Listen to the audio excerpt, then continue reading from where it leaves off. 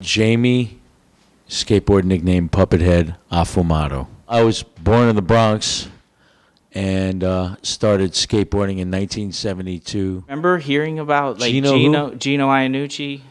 Gino, the little dude that makes boards with Little Paw, that kid? No. Okay, No. or Keith Huffnagel? Keith Huffnagel, I remember. Yeah, I remember Keith Huffnagel. I'm trying to remember how, but maybe skated with him or something, you know. Yeah, I mean, I pretty much skated with any skater that ever skated, pretty much, of the older guys, you know, the Tony Hawks, the Adrian Domains, Steve Olson, and Jay Smith, and Jay Adams even, and Tony Alva. I skated with a lot of different guys. Stacy Peralta, Cherry Hill, Shogo Kubo, you know. You guys were the original Zoo York? Yep. Can you tell us about that? Yep. 1976 or 7, a guy named Mark Edmonds got the rights to a name. He got the, you know, however you get it, the logo, whatever, for Zoo York. And Zoo York was his take on New York in those days because it was so crazy. And Zoo York was really a graffiti crew and then they inducted skateboarders into it because the skateboarders were graffitiers on the Upper West Side, and Andy Kessler was the main guy. So Andy Kessler was real close to Mark, and Mark went to Andy and said, yo, man, you got to be the leader of the Zoo York crew, man. And so he came out with the Zoo York magazine in 1979, and he brought us all around a table and whipped it out, and he also inducted me. And there was Papo and Ricky Mujica and a bunch of guys from West Beth, Raul Ullman, Giba Dejani, who just died 3 weeks ago. A bunch of guys from West Beth, and a bunch of us were all Zoo Yorkers, and we would just terrorize stuff in 1977, 78, 79, 80. And then, you know, guys got older, went to college, and Cherry Hill closed in 81, 82, and that was it, you know, for the East Coast as far as, I mean, you know, other little ramps and half pipes were still standing, and you could go skate. You know, the whole early 80s thing happened with the Asbury Park and Steve Herring and those guys, and they had ramps, and they kept it going.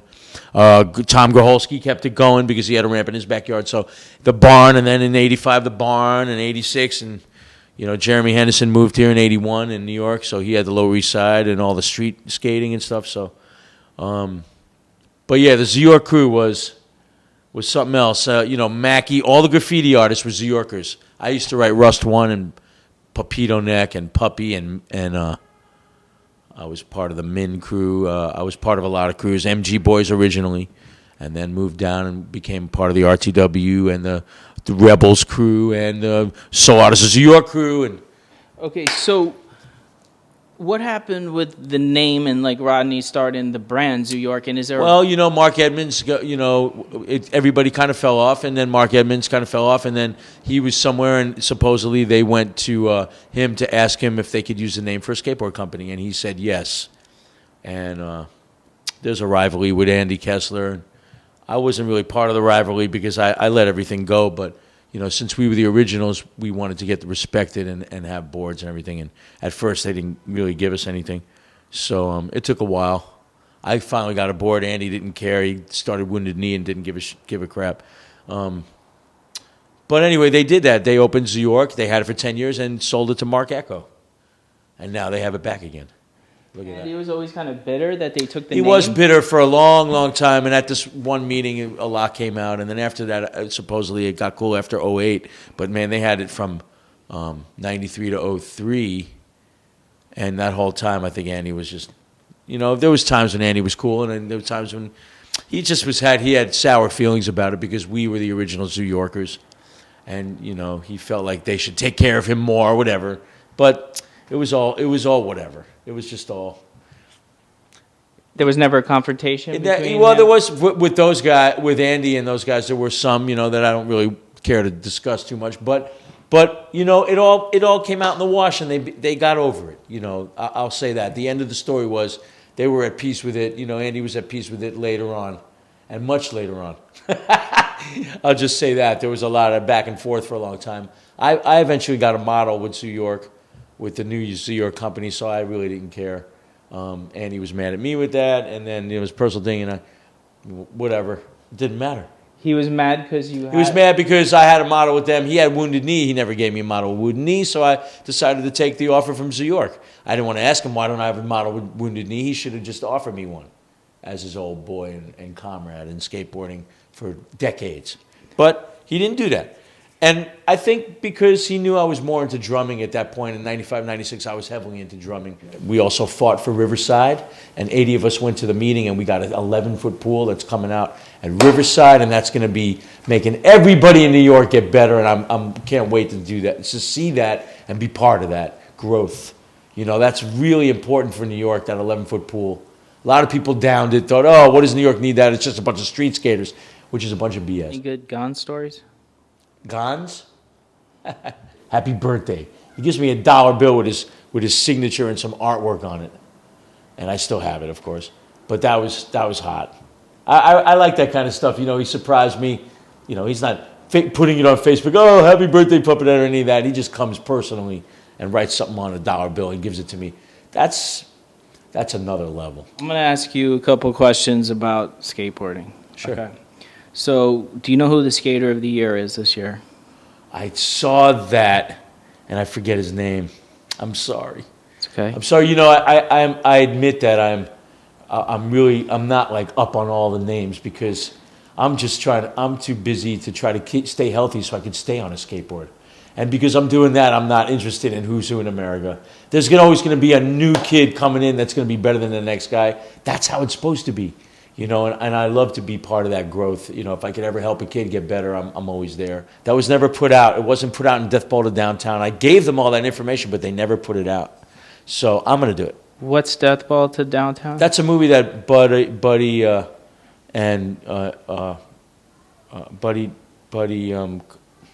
Rick Charnofsky and Buddy Nichols made about New York and what happened to the brand a little bit, and you know, about the evolution of skateboarding in New York. That's what they say, but they left out they have a lot of holes in their story. But there's a couple of main ones. You know, Kessler has a good thing going. You know, he tells his story a bit. You know, and what are the holes what do you think they missed? The holes are just not. They're just not enough of what happened to the New York guys. Not even close. You know, all the different things, different ramps we had. You know, they showed the 95th Street ramp. They showed a couple. They did. It just wasn't as in depth as it could have been. We were like 5 families, man, in all the boroughs, and we all used to come together. And that's the real camaraderie of skateboarding. You know, all the different egos came together and melted together in just a session, which was heavy. Well, it's a Soul Artists of New York is different than the New York brand, and that's what everybody has to know. There was an original Soul Artists of New York guys in the 70s, which I was one of them. I was the youngest, pretty much the youngest of the crew. I was like 11, 12. And everybody else was 15, 16. You know, Andy was 15, 16. And then, you know, skateboarding died. Vert died, and then it came back up again. And then in 1993, they opened up New York. That's 13 years after half of the New York crew quit. You know, started getting girlfriends and doing other things, you know, going to college and stuff and not having enough time to skateboard, which is what happens to kids as they get older. You know, they got to get out of their parents' house, right? And now they got to fend for themselves and get a job. Now, guess what? They can't skate as much. And their skating deteriorates, not like when they were 15 or 14 when they were living at mom's house and they could skate 8 hours a day and no one cared except if you did your homework or you were cutting school. Yeah. But so you're pro for shut? I have a board for shut. You know, some people would say, you know, why do they give you a board? You know, yeah, I mean, you're not like a pro, like a Tyler Sheck or one of these guys. And Who? I think the reason for that is that it's not about that at 54 years old. What it's about is that I'm still skating. And I still care, and I still help people. People see me do a couple little tricks, you know, that I can still do, and they say, hey, how do you do that? And I show them, you know. People ask me how to do inverts or Andrecht, which I'm not currently doing now, but I will this year. Did you ever watch, like, Harold Hunter stuff from New York? Well, Harold Hunter was a student of mine. I taught him Kung Fu. And he used to watch me skate as a young kid. You know, when he was coming up, I was on the vert scene, and I was, you know, I was flying back then in the mid '80s, and he was just coming up. He was a little doodad, 11-year-old kid. Before he was even in the movie Kids, way before that. 11 years before that. You know, I knew all those kids that used to skate. You know, the Eli's, and everybody was in Washington Square Park. Thing was, I was in Washington Square Park 7 years before them, before they even showed up. And I was already out of there, skating vert. Instead of rolling around, hanging out, I was skating vert. So that's why I kind of missed those dudes. But they all knew of me, you know, because I was in the scene. I was in the skate scene. I was getting pictures in mags in those days. You know, and I was skating with the big boys, Steve Galvas and the Mickeys. And those toys. This is Puppet, and you're watching Extra Crispy NYC Extra in New York City. Let's say you're in New York City with Extra Crispy. I'm Puppet. Just anything. You're watching Extra Crispy, whatever it is. We're talking skateboarding. Gotcha. This is Jamie Puppethead Afamato, and you're watching Extra Crispy in New York City. We're talking skateboarding. We are talking skateboarding. Yep, and we're talking skateboarding from the past through to the future.